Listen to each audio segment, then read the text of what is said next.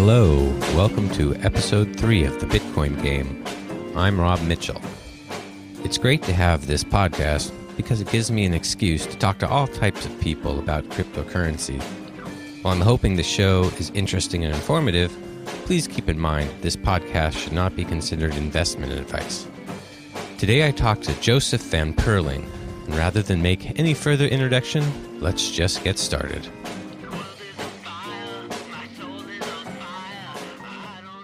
The Alpaca Ranch. Yes.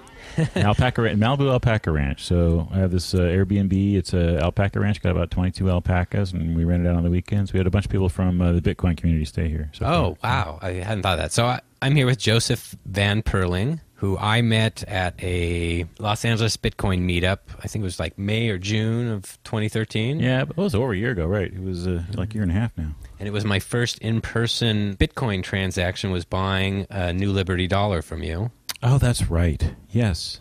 Yeah, I always carry some silver usually on me because, it's something that I've just grown accustomed to. I had some New Liberty dollars with me, and I was selling them, and you picked one up for Bitcoin. That was great. Yeah, it was super exciting. I just used, I was on my iPhone and just logged in. I think it was probably my blockchain account, or could have been something else, and just used the web interface to send you your Bitcoin. Yeah, there weren't a lot of people there at that meetup. I mean, they've gotten big since then. We've had some in LA that have been over 200 people. Maybe relatively there weren't, but I still felt like there was a good 30 or so people. It was refreshing. It was more than there had been. And it was what also was great was it's good to go to these meetups just because you feel so isolated. Most people you talk to every day don't have anything to do with Bitcoin, and they don't know anything about it. And so going to these in person and meeting people in the flesh is always reassuring that you don't feel so, isolated and alone. I like that. It was super exciting for me because I had never met anyone else who really knew a thing about Bitcoin in person. That was my first time, so I was just blown away. Yeah, I think I was freshly back from the Bitcoin Foundation in San Jose earlier that year. Yeah, and I was amazed how many people, not the majority by any means, but there were a lot of people at that meetup who had gone to that conference, and that was pretty neat. Yeah, it was good times.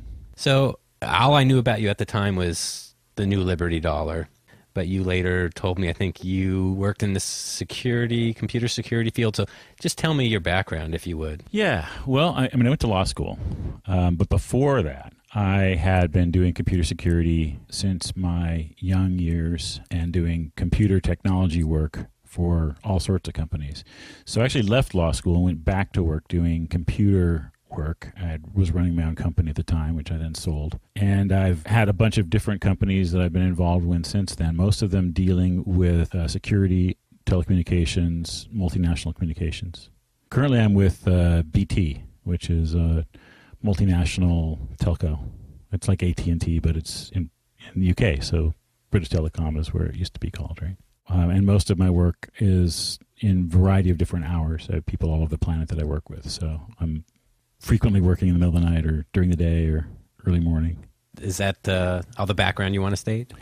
Well, I'm also, BT has me up for the head of cryptocurrency strategy too. So that's links into my long work in the cryptocurrency field. So that seems interesting that they're interested in crypto.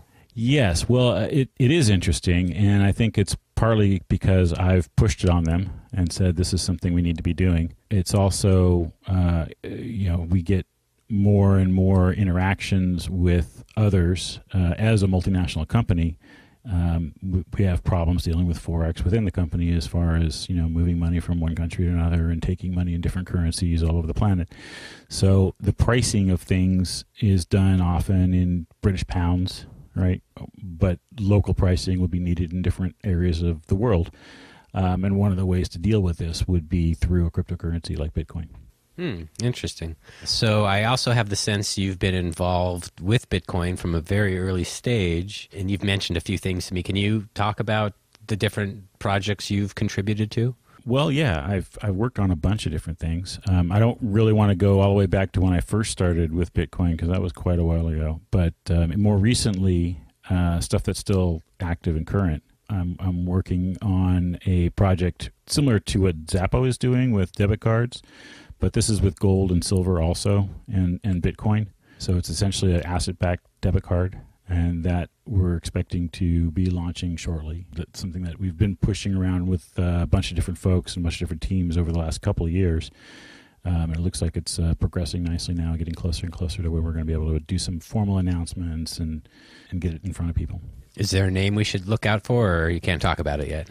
XBT Dash Card.com. You can see the website there. Liberty Gold International, LGI, which is a New Zealand company, so I believe it's libertygold.co.nz would be the parent company that does the gold and silver card.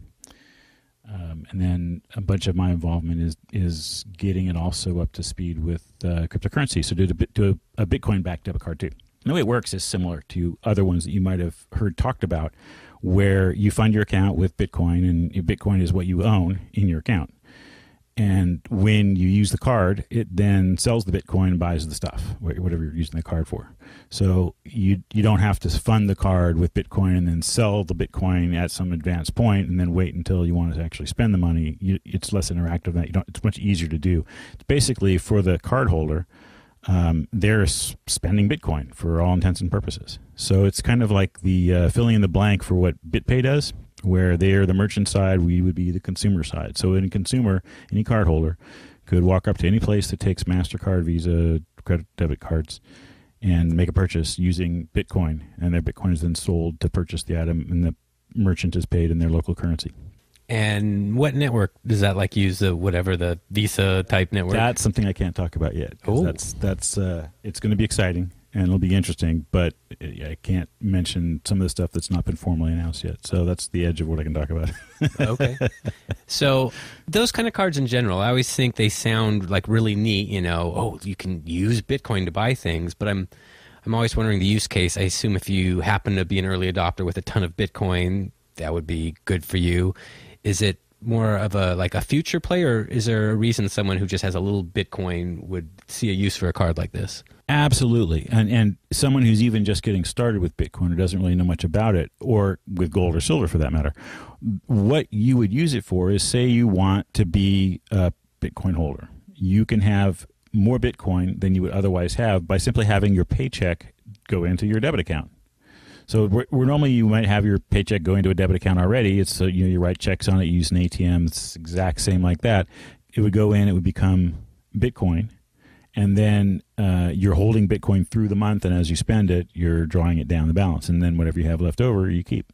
Okay. So I talked to Jonathan Chester from Bitwage, who has a service that actually helps people get paid. Yes, we know about Bitwage, yes. Are you saying you have a service part of the card that would do that too, or no? Well, it's actually very simple to do. I mean, it uses the ACH system to take your paycheck and deposit it into a bank account. That's what every payroll system does.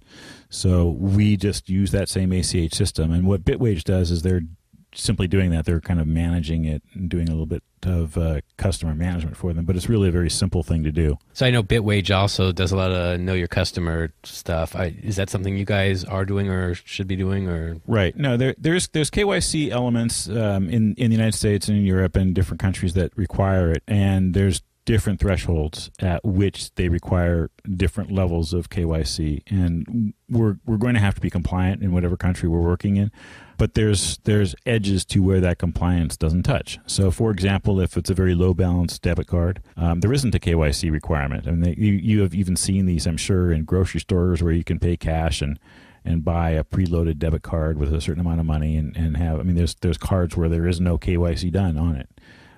So we will have those options as well for the low touch. Somebody who's just trying to figure out whether or not they want to do it or not, and then if they do, they'll probably put more balance on it, and they'll have to do more KYC. So speaking of those cards, a little bit of a tangent, but could someone just buy 1,000 of those cards and not have to deal with the KYC aspect? I wouldn't know about that. I suppose there'd probably be some problem with doing that. I just don't know what that problem might be. You want to talk more about the I've already forgotten. XBT Dash Card. So XBT, right? So that's the foreign exchange symbol for Bitcoin, right? So gold would be XAU. XAU with gold. Silver would be XAG. So any non-governmental currency starts with an X. So AU is the symbol for gold. the periodic table symbol for gold, and AG for silver, and XBT would be for Bitcoin. So XBT Dash Card. Got it. Okay. Well, you're reminding me. I'd seen XBT before, and I was like, why isn't it BTC? But thanks for explaining that. You'd mentioned some other projects you contributed to, which I was interested to hear. Do you feel like talking about that? Or? Well, lately, I've been very excited about this, the ring signature coins. There's enhanced privacy altcoins, right? So there's a whole group of them, and they're based on some technology that's called the crypto note technology. And the way it works is it uses ring signatures. So each transaction that you do gets signed by a whole bunch of folks. And unwinding who's the actual initiator and who's the actual recipient of it would require either the initiator or the recipient to reveal that. So the ramifications of this are immense. I mean, it provides a level of privacy that companies like BT would be able to take advantage of. So here's a scenario. You're a multinational company, and you're going into business in a new country, say. You're going into business in a country where most of the banks are owned by either your competitors or by the national government, who is going to be helping out your competitors because most of the companies in your business are state-owned, right? So if you're going to do business in that country, you're going to have to move money into that country, and they're going to know everything that you're doing. They're going to know how all your money's spent. That's just the way it works. So you're essentially handing over your entire business to your competitor, showing them exactly what you're doing. It's very difficult for new entrants into a market to provide competition and provide a competitive environment, which is good for the consumer, in such environment. And that's everywhere in the world. So what this does is this allows a company to go into a new market without tipping their hand to their competitors. I think the killer app for this is going to be the multinational companies that will be able to do this. I mean, they could do much of this with Bitcoin. You can do multi-sig transactions. You can do a lot of it in a very manual way, and it's much more difficult to do it with Bitcoin. It takes a lot of expertise. So it's not really something that they could really delegate to low-level functionaries within a company. So that's why I was very excited about the ring signature technology being implemented into an altcoin that has, and of these, the one that's really taken off, that's done the most work and has come up with the most different advancements and sorted through the most code and has the biggest development team would be Monero. And that's XMR is the trading symbol for that, again, starting with an X. And I've definitely heard of that coin. It's pretty high up there as far as market cap coins, right? Yeah, it's pretty hotly traded. It's not as high as it's been. It's been higher than it is now, but that just kind of is a result of where all the coins have been, and Bitcoin's been higher in price. And price isn't really what I'm looking at when I'm thinking about it, because what I'm really looking at is what the developments are. And something that they've just done that I'm really excited about, and a couple other coins have done, is they come out with a game. I mean, you might have heard of Hunter Coin. There's a game around that where you actually are mining the coin by playing the game, but it's mostly run by bots, which is it's not all that fun unless you're a programmer of bots, which then it could be very fun. But if your bot is better than someone else's bot, you're going to get more Hunter coins. There's another one that's been working on with Next called Lith, and they announced they were doing this about a year ago, but it still is not out. And there's I've seen some music and some of the art for it, and it looks interesting, and it's got an interesting backstory and all that's kind of fun. But I haven't been able to play it yet because it's not really available. This one is called Crypto Kingdom, and it's been available now for almost a month. And it's a lot of fun. Well, how do you play the game? Well, right now it's in an early phase, so it's done. It's kind of a role playing game where you take on the role of a knight or a wizard or a nobleman or a peasant, and you're in like a medieval town. And it has economic function to it, so you can buy gold and moneritos and build things with stone that you've purchased, and you're mostly interacting with people. But there's an economic component too, so there's kind of this strategy gameplay that's evolved. And this is the early phase. And later phases, it becomes this has all been laid out in descriptions of how the game is evolving. There's some more graphical interfaces and web design coming, and some additional economic development. Right now, the game is at early stages. So if you wanted to play this game, how do you find this game and play it? Finding the game on Bitcoin Talk would be the first place. You could just search on Crypto Kingdom. Another place you could find it would be on IRC, # Crypto Dash Kingdom on Freenode, the Freenode IRC, which is the main IRC server that all the Bitcoin stuff you're going to find is going to be there. Do you have to download an app to play it? Is it just a web-based game? Or? It's a web-based game, so browser is enough. If you want to take part in the real-time chat, currently requires IRC. In a couple of weeks, that won't be required anymore. It's going to be built in. The chat parts will be built into the game engine itself, and you'll be able to use the website for that. So the game is going through some rapid evolution, and it's been a lot of fun playing it so far. Does this provide any type of mining function or anything, or is it just a way to bring people into Monero? Yeah, well, it's more like a faucet than mining. I mean, you get moneritos, which is the in-game currency, which are, you can buy and sell for Monero.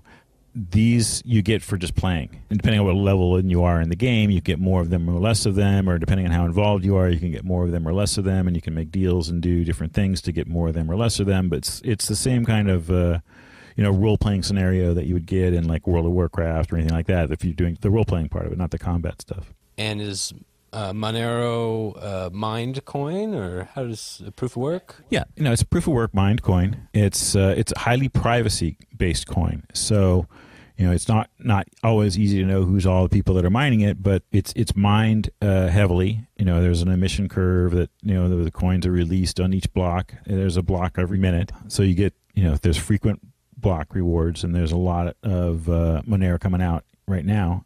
So there won't be as much coming out later, which to me seems like it's a nice, good reason to pick up some.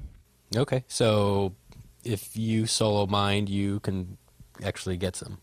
Yeah, it's CPU, GPU. There is no FPGA yet that I've seen, or even I'm certainly not an ASIC. So if you're mining on a GPU, you can expect to reap some Monero. Yes. Interesting. And I'm really out of touch with the whole mining process. So yeah. So you have a graphics processor unit will do it. Mm-hmm. You put it on your game box. This episode's magic word is Alpaca. ALPACA. Use the magic word to claim a share in this week's LTB coin distribution on letstalkbitcoin.com. You recently had an article published, I guess it was in response to Gavin's block size discussion. Yeah, Gavin Andreessen, he's doing a great job as the chief scientist of the Bitcoin Foundation and working on getting consensus over what is really the top of the list of things in the fork list, the things that will require a hard fork. Right, so there's a list of problems that Bitcoin has, and then of various severity that would require a hard fork, which is a fairly serious undertaking. Basically, everyone has to change, or they get left behind. So this is about the block size, and a little bit of the history of this is that when Satoshi first released the code, there was a 32 megabyte block size limitation. You couldn't do more than 32 megabytes, and that's just because you couldn't get that much over the networks that they were using at the time. But it very quickly became apparent that this could be a means of knocking people out of the mining game. And the hobbyists that were involved at the time were on their own home connections or their broadband work connections. I'm sorry, I'm not even following that. So what's a means of knocking out?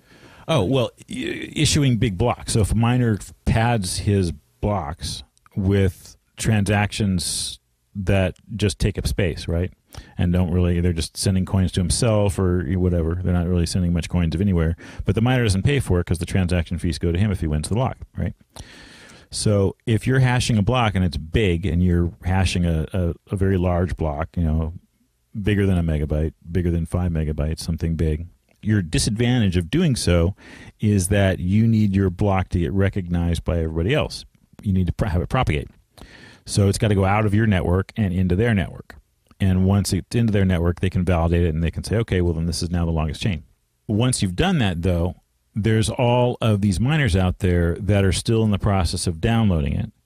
And are working on their own blocks, trying to get, just because they haven't finished downloading yours yet. Meanwhile, you're working on the next one. And so smaller bandwidth connection miners would be at a severe disadvantage if there were block sizes that were large. Right now, block sizes are average around 1/3 of a megabyte. And the limit is a hard limit right now. It's a max block size of 1 megabyte. So it's about 3 times what the average block size is. So this is the limit. This parameter, this max block size parameter, is the focus of this debate. So what Gavins proposed, he proposed first, okay, let's increase it by 50% a year and just have it exponentially increase forever from now on. The justification for that was it's aligned with Moore's Law, and Moore's Law technology doubles every, so often, and it goes up by 50% a year, and that's about Moore's Law. Bandwidth doesn't quite go up that fast. It's probably the laggard of all the different technologies. It goes up around maybe 40% per year. So what Gavin did is revised his proposal. He said, well, let's bump it up to 20 megabytes and then increase it by 40% a year. So that's his second proposal. I'm not a fan of either of these proposals, frankly. I think that what we have with Bitcoin is a novel technology that provides the availability for doing things that haven't been done before. And I've worked on other protocols that have lasted for decades. And one of the things you do when you're building a protocol is you build for scalability and you build for future-proofing. You build extensions that will allow for future innovations to take advantage of the work you've done. So with Bitcoin, the unique thing that we have is we have the blockchain. And the blockchain progresses forward into the future. Every 10 minutes or so, a little less usually, another block comes out, and the block will have a certain size. So we will know what the block sizes of the future are by what the evidence in the blockchain shows us. So we could take Gavin's proposal. We could say, okay, let's increase it by 50% a year, but let's only have the max block size be, say, 10 times the average block size over the last 100 blocks. And I'm just pulling that out of the hat as a way of using the block size itself of the blockchain in the future to determine what the max block size should be. And the reason we don't want to have an infinitely large one is because of those bandwidth attacks. It knocks people off the network. It reduces the number of different miners that can play, creates centralization, and it would create, if there was too big of a block size, it would create perverse incentives for miners to do things like attacking each other's bandwidth connections, and we don't want that. So that's why we're trying to get the right max block size, not too big, not too small, and have it change over time as technology changes and as Bitcoin changes. So we don't want to deny transactions based on not being able to fit them in a block. If the max block size were too small, we would be at risk of denying transactions because we can't put them in the block. The block would be too big. We haven't run into that yet. Our average block size, I think the largest blocks have been about 800K, close to a megabyte, but not a megabyte. We haven't had any 1 megabyte blocks yet, the limit. Most blocks are around a third of a megabyte. Fascinating. So your proposal is basically that the max block size should be based on previous transactions. Right. Base the max block size on what the blocks are. I mean, the blocks are going to be there in the future. So 10 years from now, 100 years from now, if the blockchain is still growing, we'll know what the max block size should be based on what the blocks are at that time. And we don't have to guess. And we don't have to guess based on an extrapolation, which is guaranteed to be wrong. Any guess we make is going to be wrong. And we just, we know that we're guessing if we're not using something that's measurable that changes with time in the future. We don't know what's going to happen in technology. But the blockchain will be there. It makes sense. You told me that Gavin already saw your article and responded. Did he have an argument against what you were saying? His argument against what I'm saying is that it is perhaps too complicated. What his proposal is really the simplest thing that could possibly work. And that's the way he put it in his post about it. And I agree with him. I mean, it's the simplest solution is to say pick a number and create some exponential growth for it that we think might work. It's possible, but it's a guess. So I don't think we should be guessing. I don't think we should be guessing with Bitcoin. I think we should be using science, mathematics, and measurement to assess what it is, create the protocol so that it will continue to do so off into the future. There's so few of us involved in it right now that are doing this. It's almost a responsibility to the greater numbers that are yet to come that we do it right and not take guesses when we don't need to. Really what I'm looking for is a higher standard of excellence in the solution than just taking our best guess at this point in time. And there's other reasons for it too. I mean, there is some, Milton Friedman, one of the great economists of the 20th century, his idea was that we would have some mechanistic process for determining money supply and that it shouldn't be in the hands of central banks. Although he was deeply within the organizational structure and, worked with central banks, he was not a fan of them. He didn't think that they were making decisions based on political pressure, human insights, and were doing it arbitrarily. He thought that it would be better if it weren't done by people, if it was just done by simple math based on inputs from the economy around it. What Gavins Proposal is, it is also a mechanism. It's just a simple mathematical mechanism that it would be outside the hands of humans. But the risk is that it's humans that are deciding what that mechanism is and then letting it run and then watching it to see if it's not good enough anymore and then changing it. So I definitely understand the desire to keep the core protocol simple, but what you're proposing doesn't sound like it's overly complex to code. Yeah, I think so too. I mean, I can explain it to a child, I think. It's very, very simple. I mean, what you want, there's a high limit and a low limit. If you have the max block size too big, then you risk running into the bandwidth attacks. And if the max block size is too small, you risk limiting the number of transactions. So there's a range in what it could be. Can you imagine any way someone, with malicious intent could game that proposal and do something bad? The worst thing that they could do if they wanted to do something bad would be to make it as bad as Gavins' proposal. We could use Gavins' proposal as the upper limit, right? And then use the actual limit as what I proposed, do a measurement based on the block size. And if they ever crash into each other, then we can see that there's, something going on. Either there's a malicious attack or we actually do have that many transactions. And that would be evidence that, the Gavins' proposal was not good enough and it needed to be changed and we need to remove that limit. So that would be the details of how to negotiate when that upper limit and the lower limit crash into each other, if that ever were to happen. Very interesting. I had not seen that Gavins' proposal for 20 megs. That seems really high to me. Do you understand the rationale behind that? Well, the rationale is 20 megs per block, right? So every 10 minutes, another 20 megs comes down your DSL pipe at maximum. From 1 meg. I mean, why would we need 20 megs anytime soon? Well, his concern is that in some future price spike, the activity will be dramatically more than there is. We don't have any evidence that we've ever had a need of that. Reason we might is if there were microtransactions taking place, like for example the XBT card. If everyone was using a card and every time they bought a can of dog food and there's a blockchain transaction, we might end up with a lot more transactions. So microtransactions, things like Circle, they're on the Bitcoin Foundation board, so they might have suggested that we need it radically higher. I think Gavin is basically trying to do what he thinks is right. Okay, so I guess it's an optimistic view of maybe Bitcoin's growth and actual use and stuff. Right. If we were to grow by a multiple of 60 in transactions, we could potentially hit the size. And there's a lot of other ways to deal with large block sizes. As far as the way bandwidth works, you could do network compression. The max block size would get hit before the network would be impacted because the max block size would be after it's decompressed. I guess I'm rambling off into some of the technical details, but and there's also sidechains, which would take transactions off the main chain, main blockchain.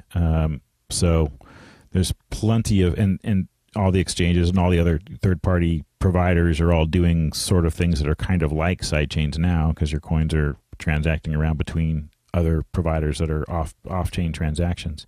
And then, of course, there's my own project, the Bitcoin Specie Project, which is an off-chain transaction as well. And the Bitcoin Specie Project is sponsored by the New Liberty Dollar Company. So what we did for Bitcoin was, and this, I guess, this came from the 2013 Bitcoin Foundation Meetup in San Jose. One of the fellows I was talking to there challenged me and said, I really like the coins you guys do. Why the aren't you doing one for Bitcoin? I thought for a while, and I thought, well, okay, why am I not? We certainly could. My thinking on it was that I just didn't think there were that many Bitcoin people. And after being at the San Jose conference, I thought, well, maybe there will be someday. There really aren't now to do, a profitable, issuance of a currency piece. There's a lot more people that are into gold and silver than there are that are into Bitcoin still. And it may be changing over time. So I thought, well, we'll do it. We'll put out a Bitcoin specie piece. So it'll be basically a piece of gold and silver that has a value in Bitcoin. But, how do we denominate it, right? Because the Bitcoin is very volatile, the pricing of it, and gold and silver are also very volatile. And that was something that I struggled with for months, how to do it. Finally came up with the use of a QR code to link to a real-time value. So that then allows anybody who has one can check on the current spot market value of the piece in real time in Bitcoin or any other currency. And is that just checking on the value of an ounce of silver, basically, or something more than that? Well, it checks the value of the ounce of silver plus the premium. Right, so there's the silver content of it too, and then there's the premium that gets put on it, and the premium adjusts with quantity. So if you're transacting a large quantity of them, you would use a lower premium. That's just typically an industry standard for dealing in precious metals. We built that all into the website, so that what it does is it provides a way for those that are doing distribution. You buy a large quantity. And you're using them or you're selling them in smaller quantity, if you're a coin dealer or something, then you get the lower price at the high quantity. But anybody can do that. Anybody who wants to buy a large quantity of them gets that same dealer price. It's entirely based on quantity. So it's one URL, one QR code, is that correct? That's right. And what is the URL, just so people can check it out? Cold Hard Cash. COLDHARDCA.SH. And I think you were once explaining to me another level of the importance of the coin it was just kind of a tangible way of kind of interfacing people with Bitcoin, that this, had a value in Bitcoin, and people understand a silver coin, but they might not understand Bitcoin, and this kind of was a bridge. Is that somewhat correct? Absolutely. And that's really, I think I get a lot of use out of them that way. I might keep one in my pocket most of the time. And every time I'm at a cash register, I pull out my change and bang, it hits the counter. It makes a nice ringing sound, a little different from the other coins that you might hear. I get asked all the time, hey, what's that? Right? So it opens the door for the conversation. And I could say, well, it's a Bitcoin specie. And they maybe have heard of Bitcoin. And they may have heard of what specie is. Specie is kind of an archaic term, but it means a precious metal coin.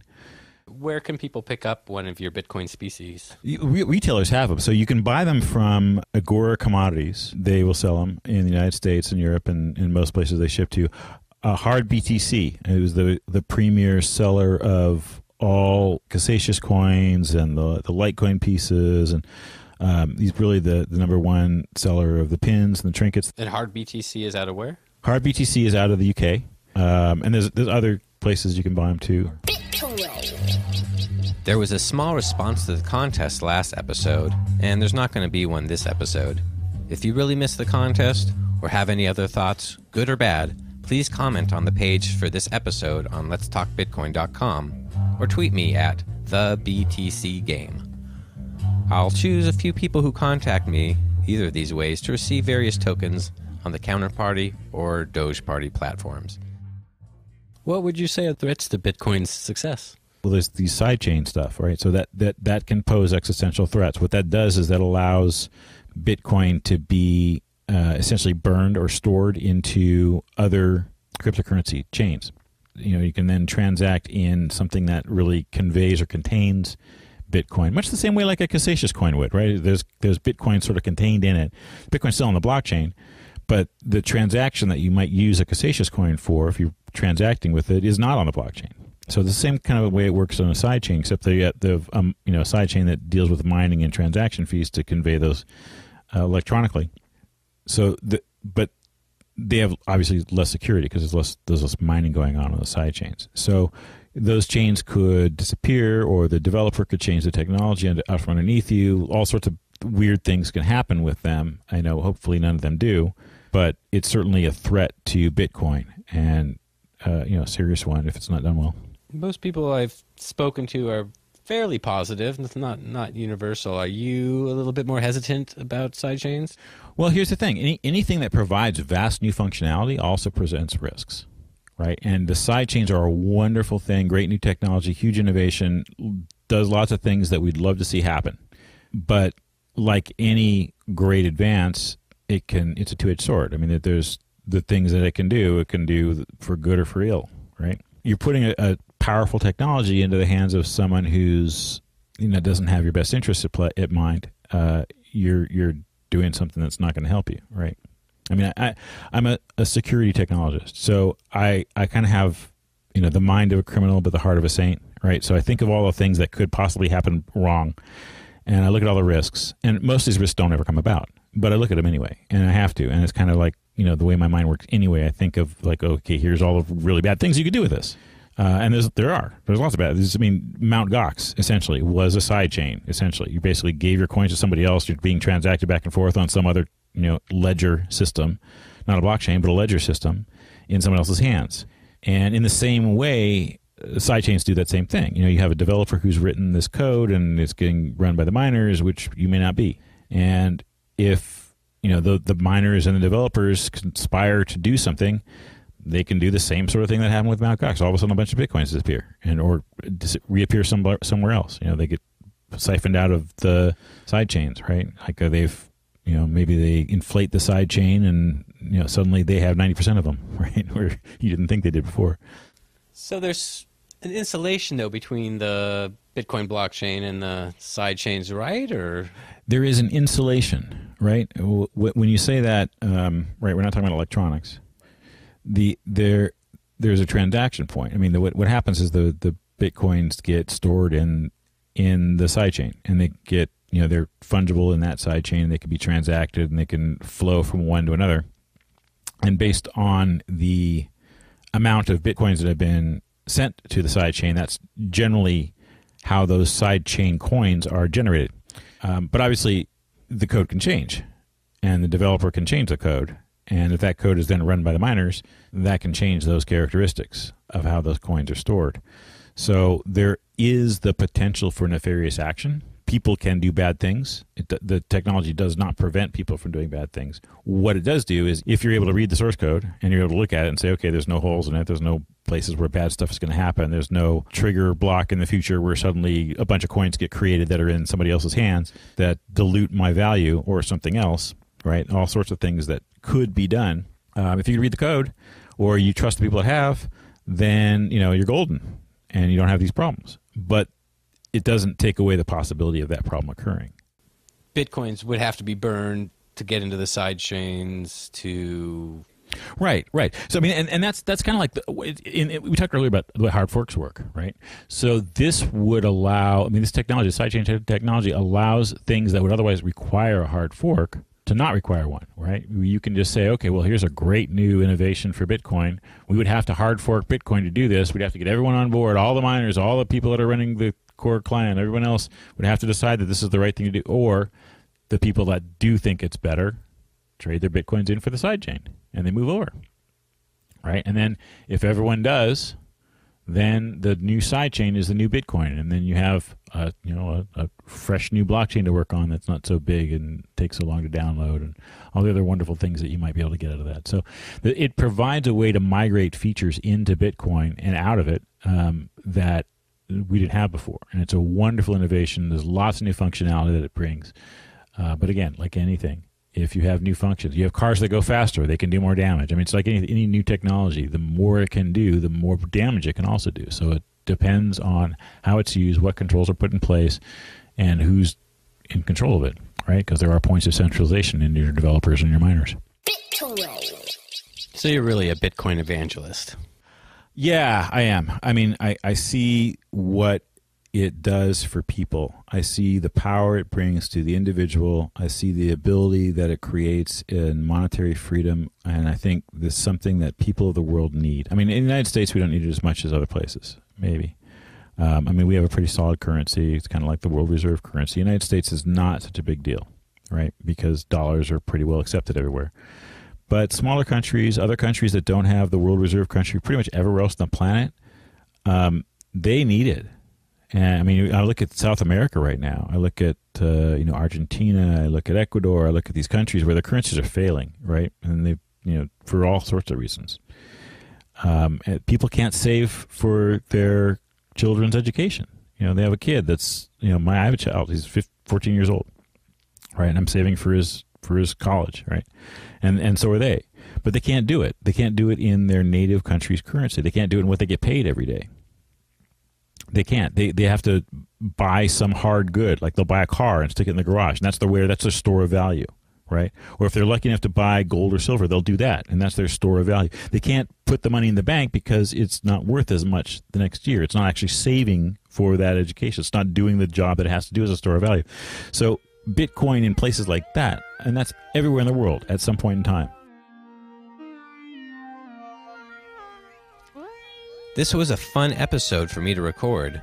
It was nice to travel up to Joseph's Alpaca Ranch, high up on the mountains over Malibu, California.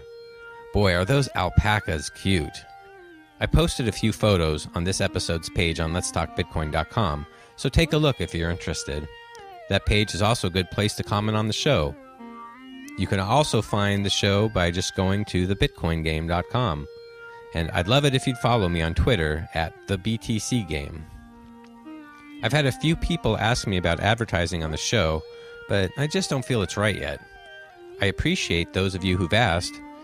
If you want to take advantage of the large audience that all the LTB network shows enjoy, I encourage you to buy an ad on one of the other shows that does accept advertising. Thanks so much for listening, and now, due to special request, here's the Silly Bitcoin song. What is the silly Bitcoin? What is the silly Bitcoin? What is the silly Bitcoin? What is the silly Bitcoin? Bitcoin. What is the silly Bitcoin? What is the silly Bitcoin? What is the silly Bitcoin? What is the silly Bitcoin? What is the silly Bitcoin? What is the silly Bitcoin? What is the silly Bitcoin? What is the silly Bitcoin? Bitcoins? Yeah, Bitcoins poop on your head.